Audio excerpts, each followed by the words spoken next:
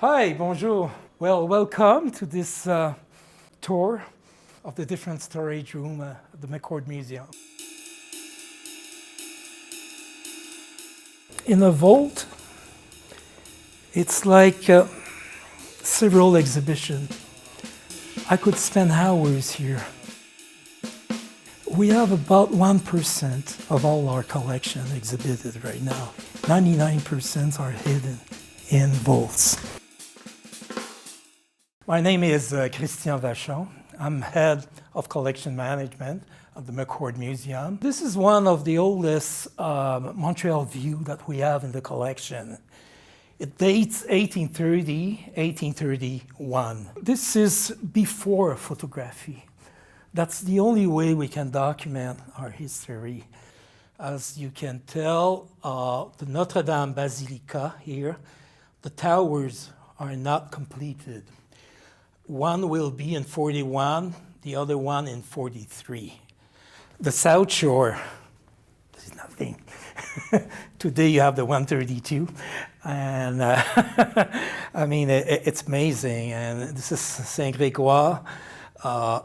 Actually, here, this is G Peak. You're across the border there because the sky was clear the day it was painted. You can see the St. Lawrence River. Those mountains are the Montérégiennes, Saint-Grégoire, Rougemont, Saint-Bruno, Saint-Hilaire. And if you look carefully, the first line here is Sherbrooke Street. This is Champ de Mars, which is still there. Can you see all those little trees? Here we have windmills, which belong to the Sulpicians that you can use for your wheat. So you can tell that Montreal at that time was like the countryside. I mean, look at the cows here and the farmers. And you see that street? This is Du Rocher Street, which still exists.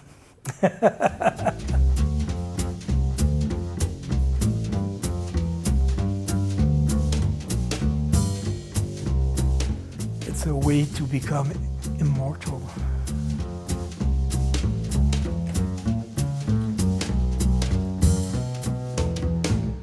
So these are miniatures, like miniature portraits. They are beauties. They are my babies. I really love them. If you look carefully here, this is the portrait of James McGill, founder of McGill University.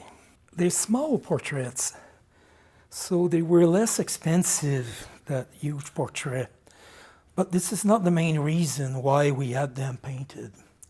It's because they were mobile. You can have them on you. Most of the time, a man would give one to his lady because he had to travel, or it was a soldier and he has to go far away. So she could have that souvenir, that portrait on her anytime. General Wolfe was very important. See, that's him again. That's a small miniature and that you can close. He was 29 years old.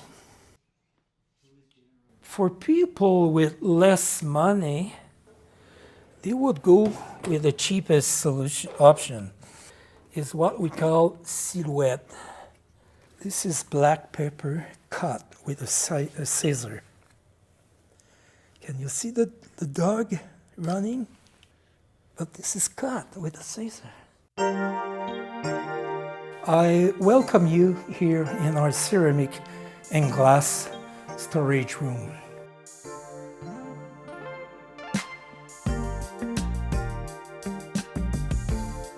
Look at that, with birds. So we have to be careful here. We have to not breathe. See, this was used in drugstores. They are jars for drugs and medicine.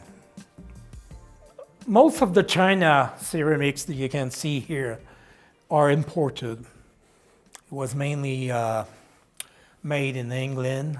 This blue set was made here in Quebec actually in St. John's or Saint-Jean-sur-Richelieu.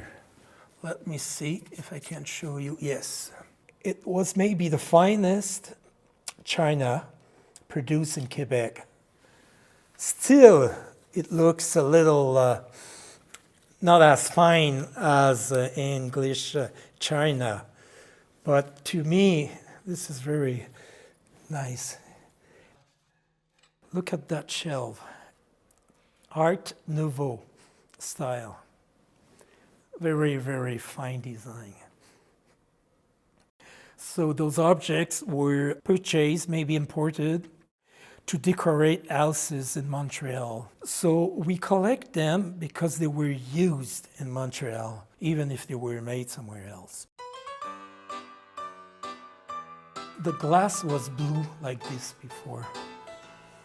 When you see that color in the glass, you know it's 19th century.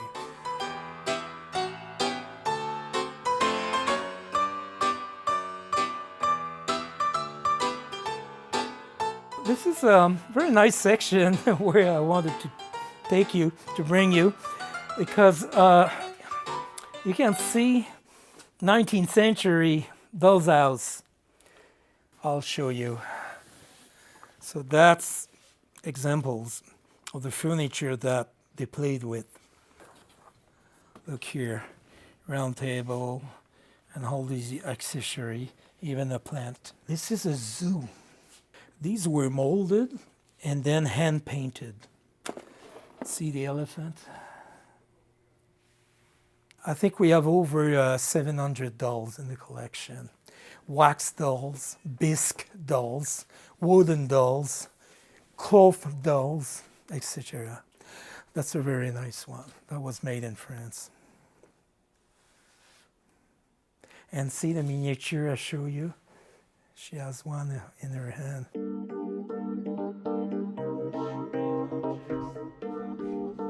The McCord is well known for his indigenous collection. What is maybe less known, it's our archaeological collection. If you look at those pots here, earthenware pots, actually they're from Montreal.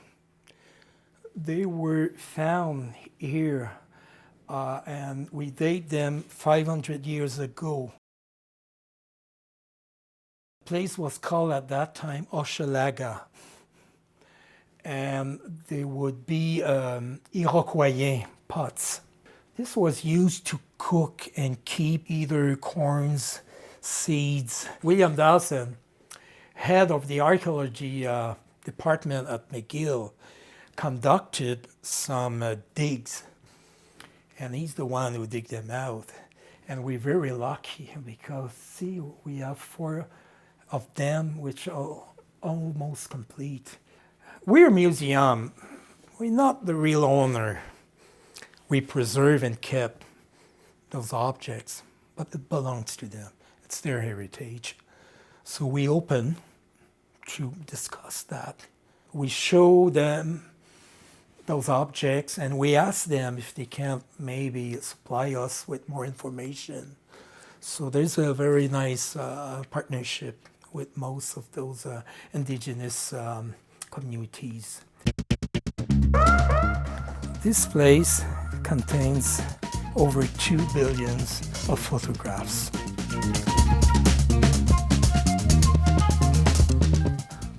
This is a view of the skating rink in Montreal, 1870. It looks like a regular painting, a very normal painting. It's not actually. All the characters had their picture taken in William Notman's studio, 1 per 1. Those pictures were just cut and pasted, and then the colors were painted. This is a montage. This is a photo montage. This is Photoshop before it was invented. It's fascinating because the exposure were too long. At the time, photographers could not take a picture of a group. People were moving. So to do that, You had to separate individual picture of each of them. This was an invention by William Notman, a famous Montreal photographer.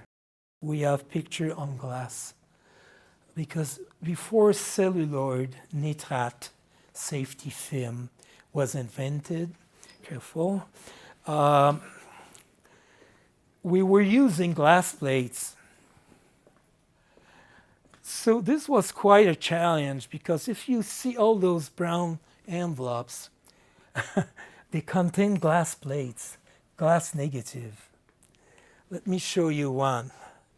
Okay, I have one here. If I look carefully, this was taken in 1863. It's Thomas D'Arcy McGee, the Irish politician who was shot in Montreal. We're here in one of the two costume, fashion, and textile storage room that we have in the building. I wanted to show you those ceintures fléchées, sashes, which are vintage 19th century, which were very fashionable at the time. It was used like a belt that usually put around your coat to prevent of the coldness. Most of the one with arrows are from l'Assomption. It was their specialty. It's a small village in Quebec. Hey, we're standing here in the ballroom, in the old ballroom of the McGill Union Student Building. So you can see by the arc, we had a floor, but it was a big dancing area here. This is the library section. We also have a vault for textual archives. And I'd like to show you maybe one of the oldest manuscripts that we have in the collection. And it's a land grant signed by Louis XIV at the time of New France, when all the lands belonged to France. So this is the grant of la Seigneurie de Rouville, where you have today Mont-Saint-Hilaire, Belleuil, McMasterville, and all those little towns around. So it's on parchment. This is a calf skin. If you look carefully, it's not on paper. And also lecturers were coming here. One of the lecturers, which is famous, is Harry Houdini, who gave his last talk, and he died 9 days later. Poof, like this.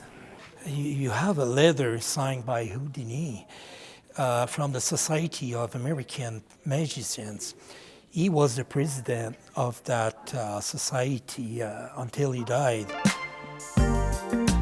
Well, thank you for coming. Thank you for your interest in the McCord Museum. I recommend you to go on our website and to ask the online collections, where you have that wonderful database with over 150,000 objects that you can view, and you'll just dive in that and go through Houdini objects and all the different objects we saw together. Thank you. See you again at the McCord Museum.